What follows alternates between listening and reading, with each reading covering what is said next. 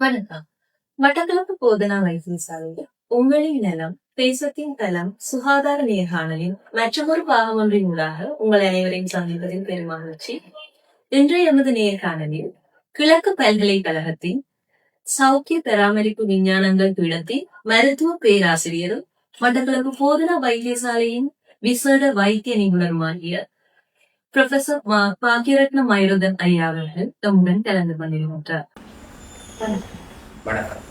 அடுத்ததாக கர்ப்ப காலத்தில் ஏற்படுகின்ற உயர் குருதி அங்கம் பற்றி சற்று கூற முடியுமா பேராசிரியர் அவர்கள்?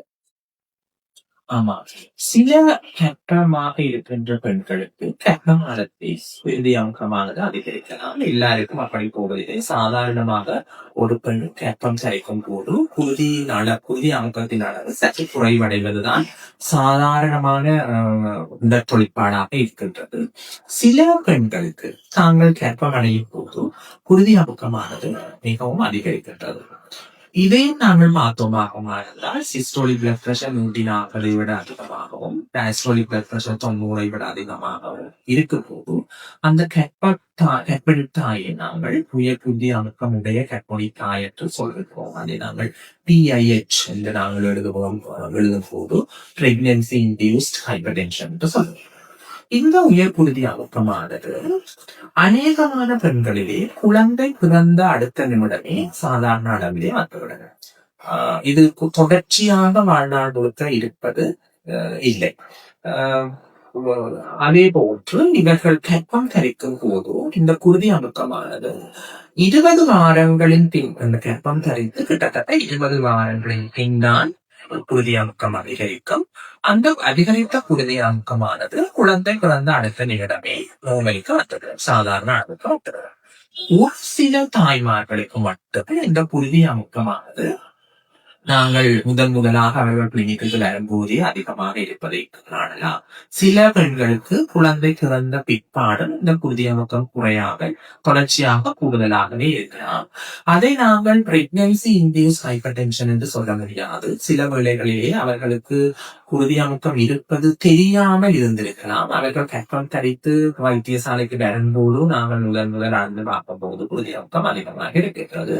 அப்படியாக இருந்தால் அது குழந்தை பிறந்தவுடன் அவர்களுக்கு வராது. அது பிறந்த தொடர்ச்சியாக அவருக்கு இந்த குருதி அமுக்கம் இருக்கு. இவ்வாறு இருந்தாலும் கர்ப்ப காலத்திலேயே குருதி அமுக்கத்தை அளந்து அது சரியாக இருக்கின்றதா என்பதை தீர்மானித்துக் கொள்ள வேண்டும். அதிகமாக இருந்தால் இந்த குருதி அமுக்கமானது கர்ப்பிணி தாய்க்கும் குழந்தைக்குமே பலவிதமான காம்ப்ளிகேஷன்ஸை உருவாக்கலாம். குழந்தை வளர்ச்சியிலே அளவு குறைவாக இருக்கலாம். தாய்க்கு வலிப்பு நோய் ஏற்படலாம். மிக குருதி அமுக்கம் அதிகமாக செல்லும் போது இந்த தாய்க்கு உயிரிழப்பு கூட ஏற்படுவதற்கு வாய்ப்புகள் இருக்கின்றன. இவற்றையும் நான் மேலே குறிப்பிட்டது போல லைஃப் ஸ்டைல் மோடிஃபிகேஷன்ஸ் அவர்கள் சரியாக செய்ய வேண்டும். அதுக்கும் இந்த குருதி அமுக்கம் கட்டுப்படுத்தாவிட்டால் நாங்கள் அவர்களுக்கும் மருந்துகளை கொடுத்து குருதி அமுக்கத்தை நிச்சயமாக சரியான அளவிலே பேணிக் கொள்ள வேண்டும். அப்படி பேணும் தவறினால் பலவிதமான பாதிப்புகள் தாய்க்கும் சேய்க்குமே ஏற்படுவதற்குரிய வாய்ப்புகள் அதிகமாக. சில நோயாளிகள் வைத்தியசாலைக்கு வரும்போது மாத்திரம் அவர்களது குருதி அமுக்கம் உயர்வான ஒரு ரீடிங்கை காட்டிக்கொண்டிருக்கும். ஆனால் முன்னர் ஒருபோதும் அவர்களுக்கு குருதி அமுக்கம் இல்லை என்று குறிப்பிடுவார்கள். அதே போல் நாம் வெளியே பார்த்து வாருங்கள் என்றாலும் அவர்களுடைய ரீடிங் ஸ்டில் நார்மலாக இருக்கும். இதனை நாம் ஒயிட் கோட் ஹைப்பர் டென்ஷன் பொதுவாக மெடிக்கல் டெர்ம்ஸில் கூறுவோம். அது பற்றி சற்று விளக்க முடியுமா ஐயா? ஆமா, அடுத்ததாக நாங்கள் ஒயிட் கோட் ஹைப்பர் டென்ஷன் என்றால் என்னென்று மாற்றமாக இருந்தால் உங்களுக்கு தெரியும். சில நோயாளிகளுக்கு வைத்தியசாலை என்றாலே ஒரு பயம். வைத்தியர்களை பார்க்கும் போது இன்னும் அவர்களுக்கு கொஞ்சம் பயம் ஏற்படுவதற்குரிய வாய்ப்புகள் இருக்கிறது. அவர்களுக்கு நாங்கள் பிரஷரை பார்க்க போறோம் என்று சொன்ன உடனே அவர்களுடைய பிரஷர் அதிகரித்துவிடும். இது தொடர்ச்சியான ஒரு வருத்தம் அல்ல. நாங்கள் வைத்தியசாலையிலே அவரை மற்ற நோயாளிகளுடன் அமர வைத்து பிரஷரை கட்டி நாங்கள் பார்க்கும் போது அதிகமாக இருக்கும்.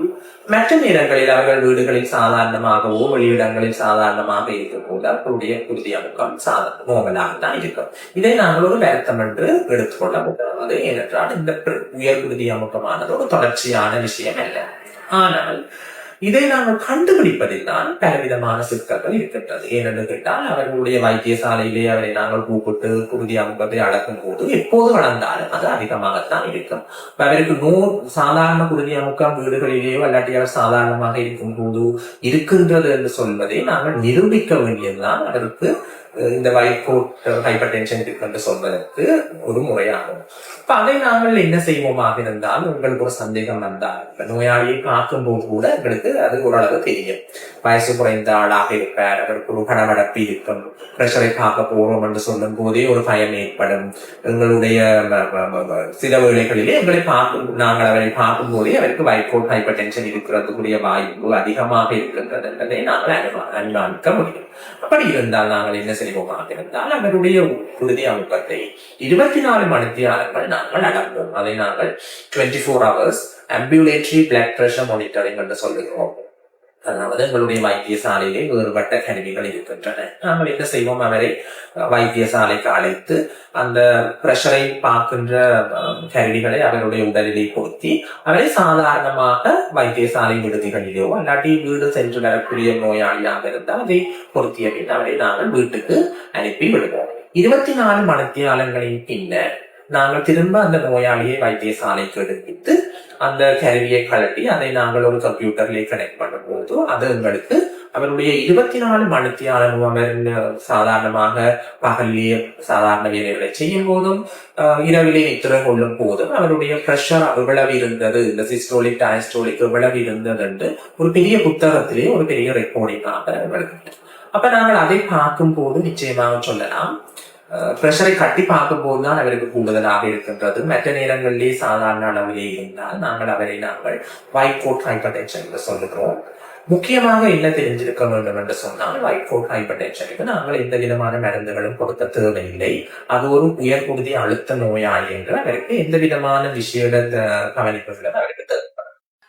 இந்நேர்காணலிலே நாம் உயர் குருதி அமுக்கம் பற்றி இவ்வளவு நேரம் பார்த்திருந்தோம். உயர் குருதி அமுக்கத்தை போலவே உடலில் குருதி அமுக்கம் குறைவதற்கான சந்தர்ப்பங்கள் பற்றி சற்று கூற முடியுமா?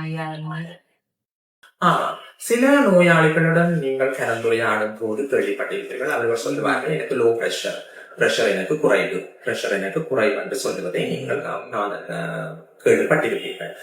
நாங்கள் ஒரு நாளுமே குறைவான பிரஷருடைய நோயாளி என்று ஒருவர் இல்லை. லோ பிரஷர் என்று சொல்லி ஒரு வருத்தம் இல்லை. ஹை பிரஷர், அதாவது ஹைப்பர் டென்ஷன் உயர் குருதி அமுக்கம் என்பது ஒரு நோயாகவும் அது ஒரு வருத்தமாகவும் அதை பற்றித்தான் நாங்கள் நேரமும் பார்த்தோம். ஆனால் லோ பிரஷர் என்று சொல்லி தனியே ஒரு வருத்தம் இருக்க முடியாது. பிரஷர் எவ்வளவுக்கு எவ்வளவு குறைவாக இருக்கின்றது உங்களுடைய உடலில் அவ்வளவுக்கு நல்ல விஷயமாகத்தான் நாங்கள் பார்க்க வேண்டும். ஒரு மனிதர் பிரஷர் கொஞ்சம் குறைவாக இருந்தாலும் எந்த விதமான அறிகுறிகளும் இல்லாமல் அவர் சாதாரண வேலைகளை செய்வார், அவர் சாதாரணமாக இருந்தால் நாங்கள் லோ பிரஷர் உடைய நோயாளி என்றோ அல்லது லோ பிரஷர் உடைய ஆள் என்றோ நாங்கள் சொல்வதில்லை. நான் மேலே குறிப்பிட்டது போல ஒரு பெண் கர்ப்பத்தரிக்கும் போது சாதாரணமாகவே குருதி அமுக்கம் குறைவடையலாம். அதை விட இந்த விளையாட்டுகளிலே அதிகளவான பயிற்சிகளை பெற்றவர்கள், அதாவது நாங்கள் அத்லீட்ஸ் சொல்லுகிறோம், விளையாட்டு வீரர்களுக்கும் பிரஷர் குறைவாகத்தான் இருக்கும். தினமும் சரியான முறையிலே இந்த உடற்பயிற்சி செய்பவர்கள், உணவு பழக்கங்களை பின்பற்றுபவர்களுக்கும் குருதி அமுக்கம் குறைவாகத்தான் இருக்கும். அதை நாங்கள் ஒரு நல்ல விஷயமாகத்தான் பார்க்க வேண்டும். ஏனென்றால் குருதி அமுக்கம் நான் முதலில் சொன்ன மாதிரி 120, 130 வரைக்கும் சென்றாலும் கூட அது ஒரு 100லேயோ 110லேயோ மேலே உள்ள நம்பர், கீழே உள்ள நம்பரோ 60லேயோ 70லேயோ இருக்கும் போது அது எங்கள் உடலுக்கு மிகவும் நல்ல விஷயமாகத்தான் நாங்கள் பார்க்க வேண்டும். அதனால் எந்த ஒரு பாதிப்பும் இல்லை.